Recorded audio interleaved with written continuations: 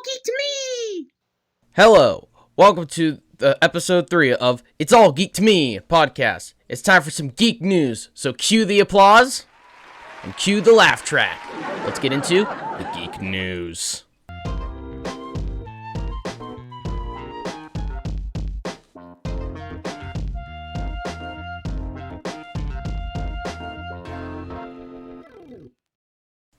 J.K. Rowling is doing her best impression of George Lucas and just commercializing the crap out of Harry Potter.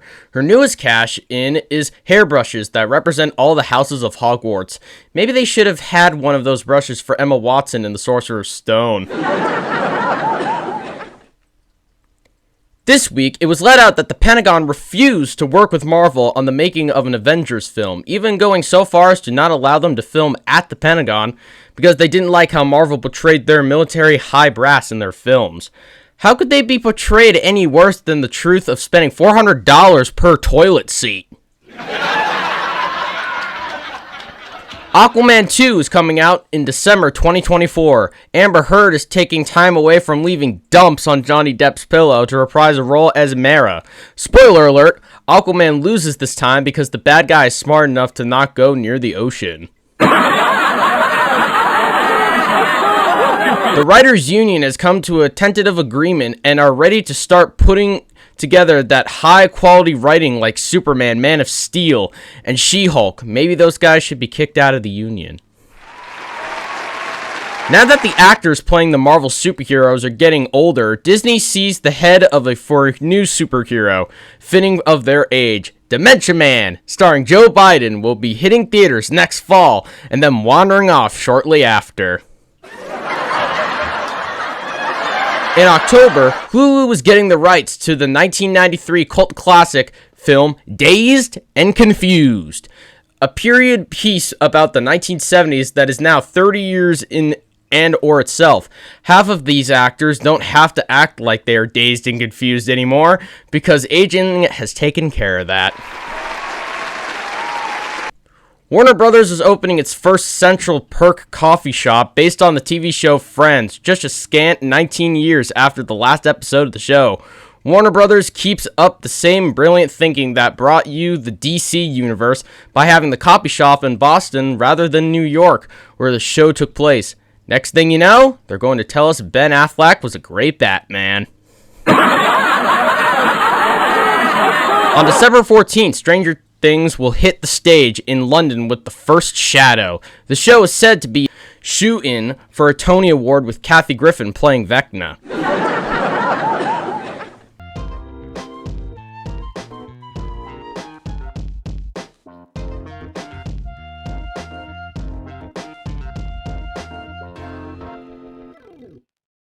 Alright, today I am joined with my friend Buddy Mort. It is a combination of Woody and Buzz from Toy Story and Lord Voldemort from Toy Story. Would you like to say hello at least? Hi, Lord Voldemort isn't from Toy Story.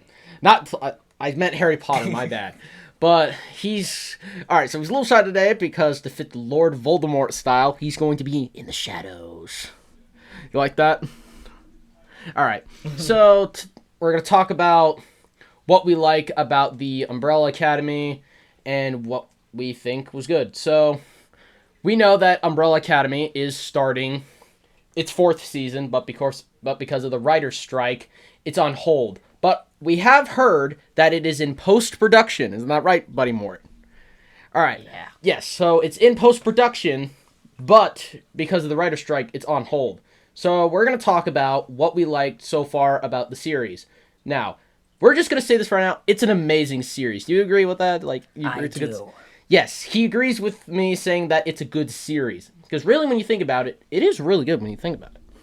So, what we liked about Season 1, I'm going to do the first half, and he's going to do a little bit of the second half, because he likes the second half. The first half, of course, is the whole plot of the Umbrella Academy, is that it's about these 7 individuals. You already know about, if you came here, you know about geeky stuff, you already know what to talk about. But the way that it's introduced is very interesting. It's like, it's on October 1st, 1989, 43 women give birth to these infants, and, like, Season 3, they did a good job answering that. Like, they're aliens. They're aliens, right? Yeah, they definitely are. Yeah, they definitely are. And the way like it's written, like from season 1, we don't know how they were created. They just came. And of course, Reginald Hargreaves, the father, he goes and adopts, of course, Luther, Diego, Allison, Klaus, Five, Ben, and Vanya. So we already know about that. Oh yeah, we're just gonna say five favorite character. Just saying that right now. So he's our favorite. But the way it's written is very good. And it shows that the group broke up and they come back for their father's funeral, but Five comes back many years later and they has to stop the apocalypse. And of course, that goes terribly wrong. Yeah, Buddy Moore, would you like to explain the second half of season 1? Okay, so the person the Tanya person discovers she has powers, and she didn't know this before. And then, like, her anger and all that gets the best of her, Yep. And, like, that is pretty bad for her. It is pretty bad, because Reginald's not a bad guy. It's just that, like, the things he does are just odd. Like, he drugged her entire life. Is that something you don't agree with? He was not a good father. Yes, he was not a good father. He was a terrible father figure. Continue. So, later he actually hurts her sister, and then eventually ends up basically destroying the world as their siblings try to stop her, which it fails. I don't know why this is to happen like that, but I feel like it was a little anticlimactic that they just teleported back in time. I know. Five's just like, I'll use my ability to time travel into time, and he's like, I'll take you with me. So would you like to start off season 2? What do you think of season 2, though, as a whole? Season 2 was a pretty good thing. I liked it a lot. Do you like that they're in the 60s? I don't. I feel like it should keep it in the same, timeline, But you do understand why Five took them to the 60s. Yeah, I understand that. But you don't like that they were spread all across, 1960 and 61, 62, and 63? No, I feel like they're all, now different ages, completely different lives. Yeah. They weren't any part of the academy anymore. And they're, just jumped into the next problem right after they avoided an apocalypse? Yeah, they avoid an apocalypse. And, the whole episode, the whole season 1 is based off an apocalypse. And then season 2, that's also based off of an apocalypse. It isn't very original. Yeah. But season 2, it's a nuclear war, because in season 2, of course, Diego goes to the commission, Five's place, that he works for the correct time, and he learns that Kennedy lives, but they think the Russians were behind it, so it starts a nuclear war. That's the confusing part. But this season was really well done. There were some great moments, of course, like 5 versus 5. Oh my gosh, I can still remember it. But it's that's a good moment. But there are really good key moments that actually make you think, what is the plan? They go and meet Reginald Hargreaves, who's their father, and of course, he just gives he's a terrible father figure. Yeah, he's not very good. Yeah, he's terrible. And he's absurd by his future versions of his children. And we learn also in the series that, and of course, if you read the comic books, which are right behind us, he's an alien. And the way, because the group he's working for knows who he is, because they even said, you're going to keep giving us that technology. And he said, why would I do that? Because he said, because if you don't, we'll keep tell the world who you really are. That's something I like, but I do like Reginald's an alien. Do you like that? Yeah, I definitely do. Yeah, and the way it all connects from the start is interesting, because when Reginald's wife dies, he releases these gold particles, right, Buddy Mort? Yeah, I remember that. He releases these gold particles, and they go all around the world. But it isn't until 1989, that's when the kids are born. So we'll get into season 3 in a minute. But season 2, it ends, of course, with the big battle on Sissy's ranch. And, of course, Vanya takes away the little young boy, Harlan's powers away.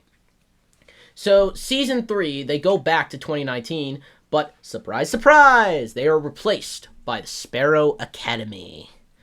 What do you think about that? I feel like it should have been kept with the Umbrella Academy, just adding new people. Do you think that was a very, very sly move, what Reginald Hargreaves did? I think he selected new children instead of them, but the only one he didn't remember seeing was Ben, because, surprise, surprise, Ben is dead. Yeah, Ben's dead.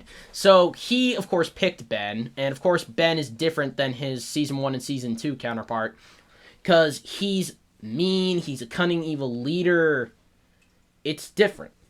So, season 3, of course, we're introduced to the Sparrow Academy. Marcus, Ben. Ben's number 2, by the way. I'm going in order because of how it goes. Ben's number 2. Number 3 is Faye. Number 4 is Alfonso, who's probably has the best power.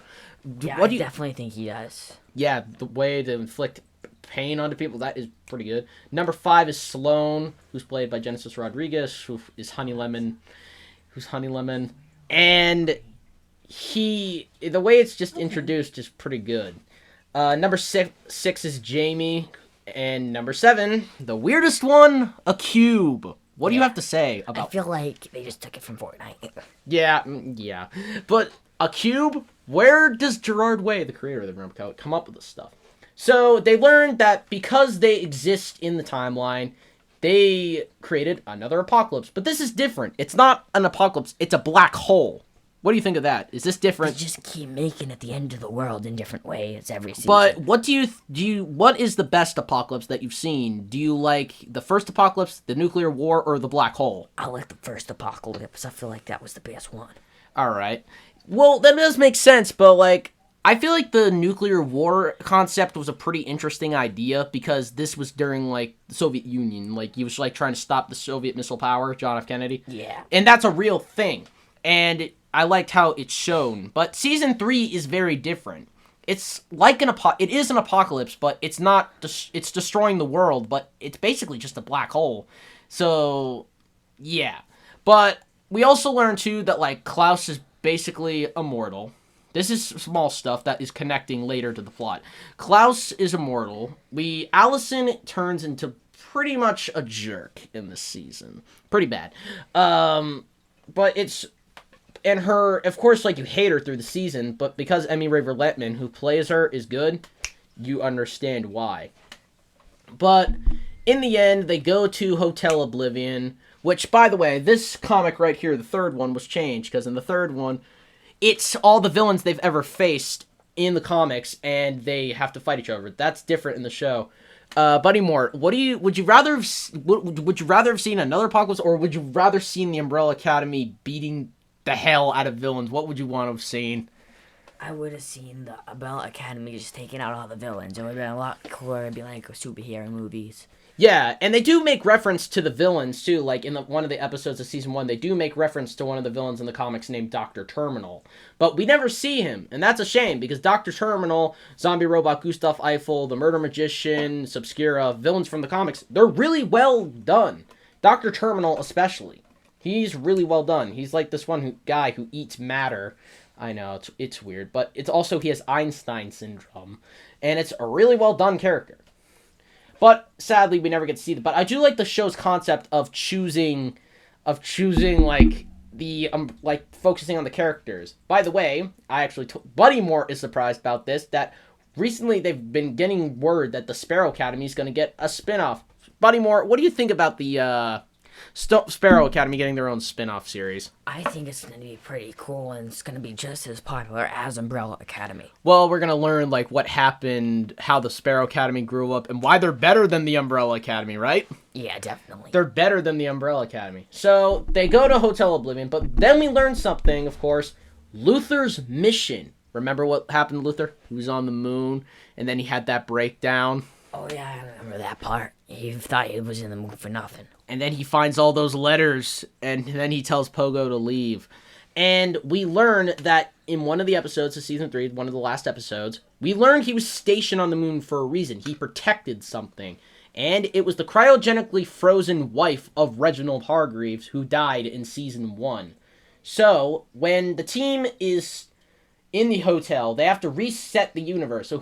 And Reginald says himself, whoever created the universe built this place.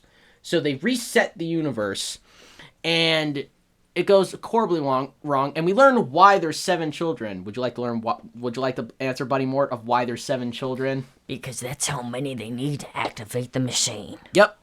So if people at home, if any of you have wondered why doesn't he just get all 43? Well, in this season we learn why. It's not answered in the comics because the show and comics are different. But we learn why he chose 7 in the first place. He chose 7 because the machine needed 7 bodies to power the machine. And the thing that powers the bodies? The particles that created them, and the ones that Reginald released, that's how they were born. And basically, it gives them their powers. And he needed those particles to power the machine. So Allison, who agreed to a deal with him, give him a deal, saying that if she helps him, she will get her daughter Claire back and her husband Ray from the 1960s. And she sees the absolute horror, and what does she do to Reginald Hargreaves' Buddy Mort? She kills him.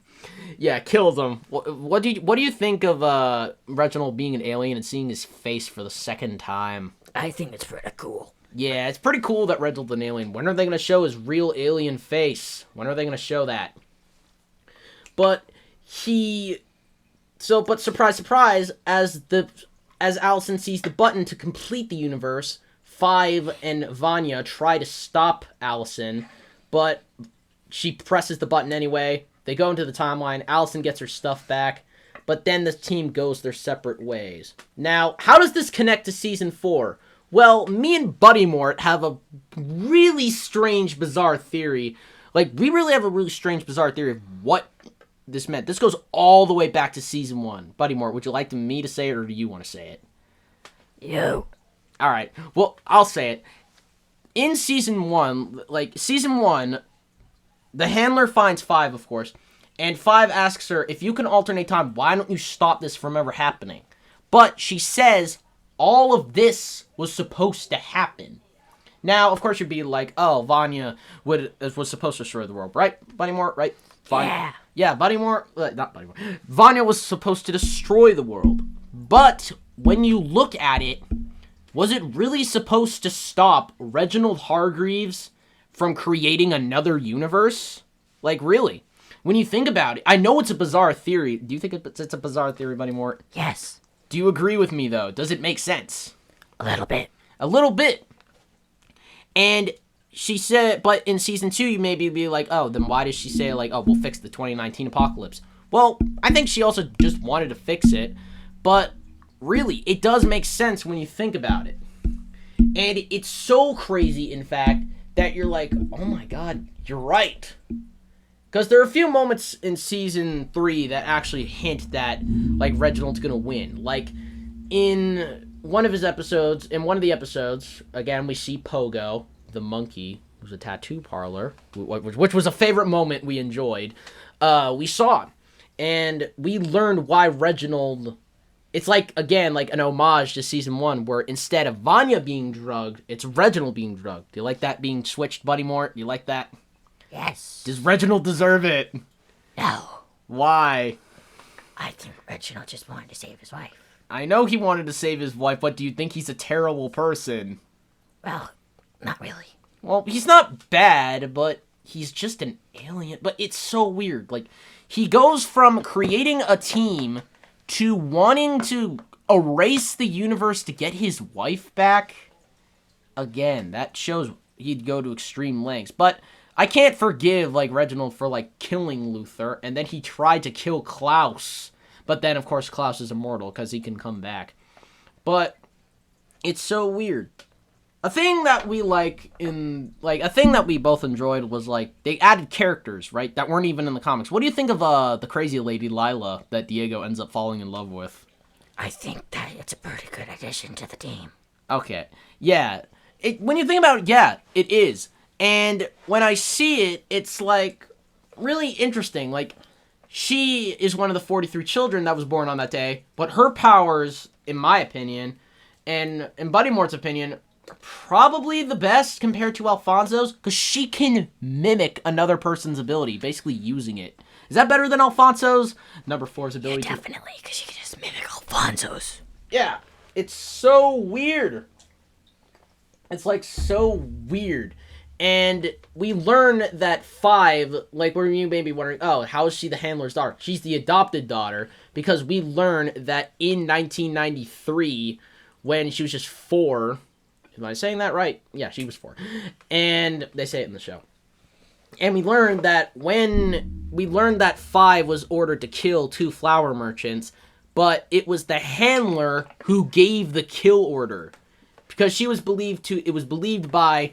She believed AJ Carmichael ordered it because it was framed, but it was the handler. And when we learned that she's one of them, that just brings the spark, saying she wanted to take one of the Power Children for her own game to become a skilled assassin. Yeah, compared to 5, I think 5's the better assassin. Do you agree, Buddy Mort? That 5? Definitely, 5 is super cool. Yes, but yeah, the bizarre theory. Going back to that, I do think that was the reason why she never stopped the apocalypse from stopping itself, never going back. And it makes sense. Like, for season 4, of course there's a post-credit scene with Ben on a train in Korea, and as he looks up, he's smiling. We don't know, like, what that means. And many people thought this was the Umbrella Academy, Ben, because what's on the book? An umbrella, right, Buddy Mort? How to make, like, I guess it was, like, about Korean umbrellas. And as he looks, he's like, he senses something. And then he goes back to reading his book, right, Buddy Mort? Yeah. So, we don't know. But many people thought this was Umbrella Academy Ben, but it's not. It's actually Sparrow Ben. And if you've been keeping up with the Umbrella Academy news, you'll know that is, of course, again, that's Sparrow Ben. And Steve Blackman said the real thing you should be, the showrunner, the real thing you should be asking yourself is, what is he doing there? Again, why is Ben on a train? Right, Buddy Mort? Yeah, we don't know that. Does he have a job? What is he doing? Does he make umbrellas? Like, definitely for a reason, but, like, I don't think he has a job or anything like that. He's just on a train for no reason. Well, it's definitely a reason. Well, he's wearing, but also in this new reality, Reginald Hargreaves owns everything, so maybe he's wearing a disguise? That could be. He could be wearing a disguise to get in. We don't know if they're trying to kill Reginald or if they're going to have a big battle, because they lost their powers. They have no more powers. So, we don't know.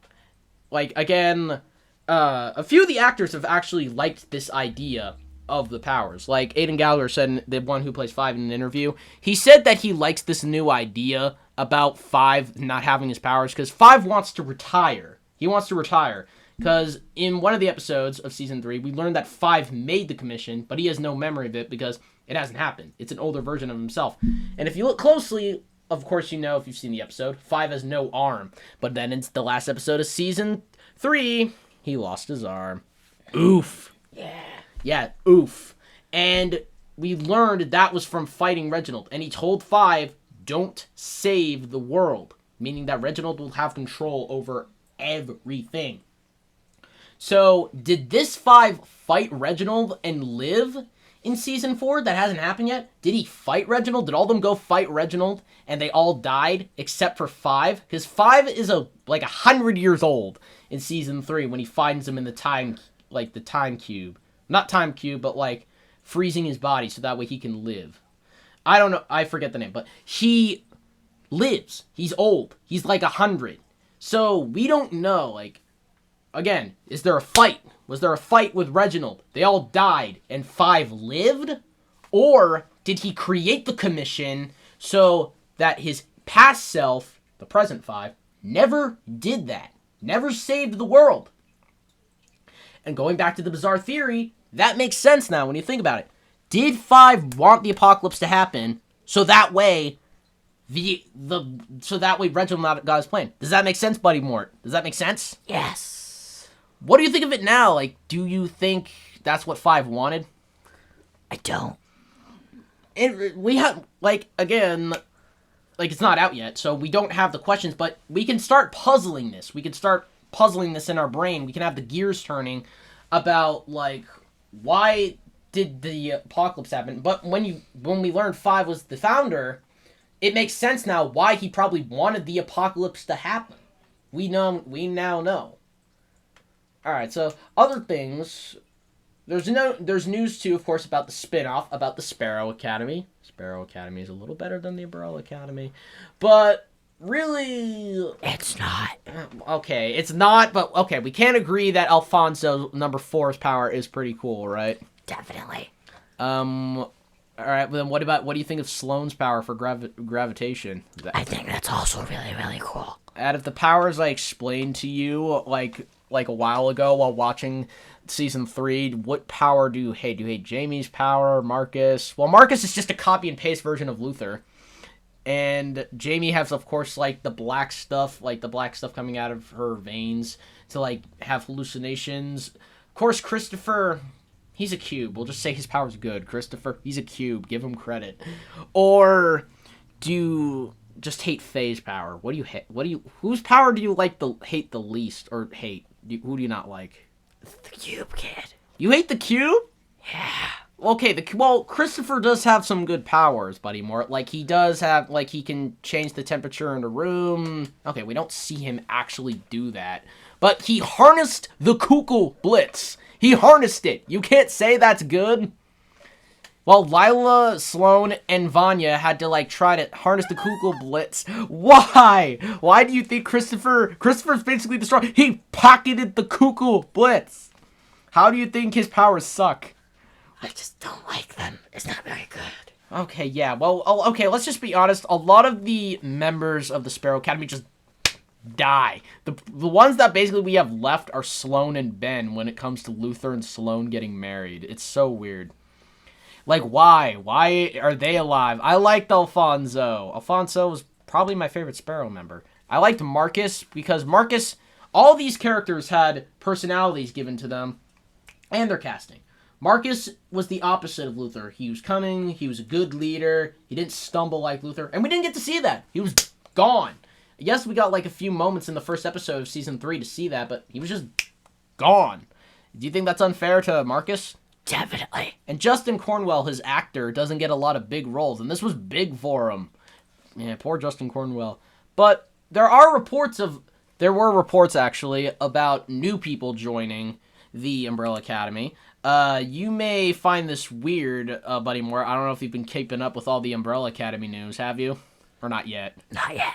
Well, this is the weird part. They just announced 3 new people that will be joining the cast in the 4th season. I know 2 of them. The lady, I forget, but there's David Cross, who played, what was it? I don't know. I forget his name, but in Alvin and the Chipmunks, he was the bad guy. Do you remember him, Buddy Moore? Have you seen the Alvin and the Chipmunks live-action movies? No.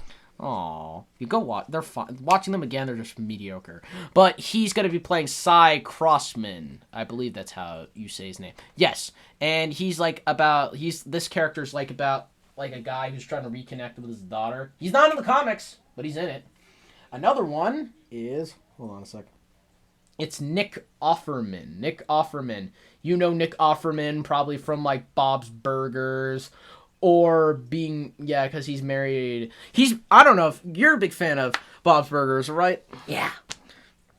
Well, if you don't know, Nick Offerman is married, I believe, to the actor of Gail, Linda's sister. So, and it's not her who's playing. Yeah, I think she is married to. Yeah, but it's not her who's playing. Oh yeah, by the way, all their names are. Both of them are Gene, except for Nick Offerman's character. He's a guy, so it's a G. And for her, it's a J. So they're both named Jean, but I forget their last names. And they're these 2 doctors who work at, like, a university. Okay, who do you like better? Cy Crossman or the 2 doctors that are both named Jean?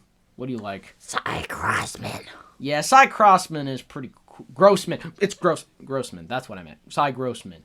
But he sounds the only interesting, because the other 2 sound like they're clones, pretty much. Or something. But really, season 4 is going to be very different, because then we got the sad news that it's only going to have 6 episodes. Buddy Moore, are you going to unleash your spells for cursing Steve Blackman for having 6 episodes in season 4? Maybe. What do you not like about it? That there's just 6, not 10? Yes. Because you don't know how they're going to tell the story. Yes. What do you think they should do if you should give Netflix and Steve Blackman tips for creating the last season of the Umbrella Academy? Go on an original idea. Come up with an original idea. Should the episodes be longer? Yes. Stranger Things style? Like an hour and a half? At least per episode. Yes, because if there's 6 episodes, how are you going to finish it? How are they going to finish it? Because how are they going to finish it? Like, in 10, that was enough to explain how they fought each apocalypse. We got used to the characters. We got used to the setting. And we got introduced to, like, the little side quests. But 6 episodes is going to be pretty hard to pull off. Because this is 10 episodes, and then 10, 9, 8, and 7 are gone. So 4 episodes have been eliminated. So that is a pretty hard thing to do. So do you think they're going to go Stranger Things style? Yes. It's so weird how Umbrella Academy has beaten Stranger Things from being the top, because it's still the top show, but it beat Stranger Things on Netflix. It was number 1. So, do you have anything else you would like to say about the Umbrella Academy, Buddy Mort? It's a really good series, and there should be more than 4 series. Yeah, come on, Steve Blackman, Gerard Way. Stranger Things is gonna have 5 seasons. It's gonna have 5 seasons. The Duffer Brothers are writing the 5th season, and you're telling me that there's only 4? Like, come on. What do you have to say to Umbrella Academy not having 5 seasons? It should have 5 seasons no matter what. Oh, yeah, he has a sword to show how mad he is. He's got a sword pointing at me to show how mad he is. Alright, Buddy Mort, we get it. You don't have to cast any more bad spells on me. You don't have to do that.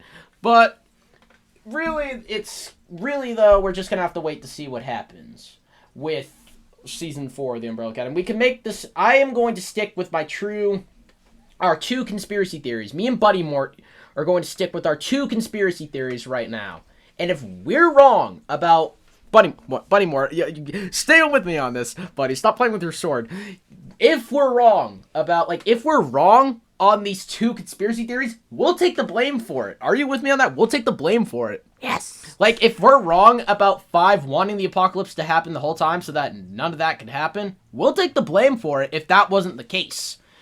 But we'll take the blame for it. We're making these conspiracy theories. People have been making conspiracy theories lately of the Umbrella Academy about why the apocalypse was meant to be. Like, was it to stop Reginald Hargreaves from coming back from the dead? Okay, he really didn't come back. But was it supposed to stop him from the dead? Did Reginald know he was going to die the whole time and they were going to go back in time? Did he know about the apocalypse? What is this? So, we gotta keep making these conspiracy theories because Reginald's plan was to bring back his wife.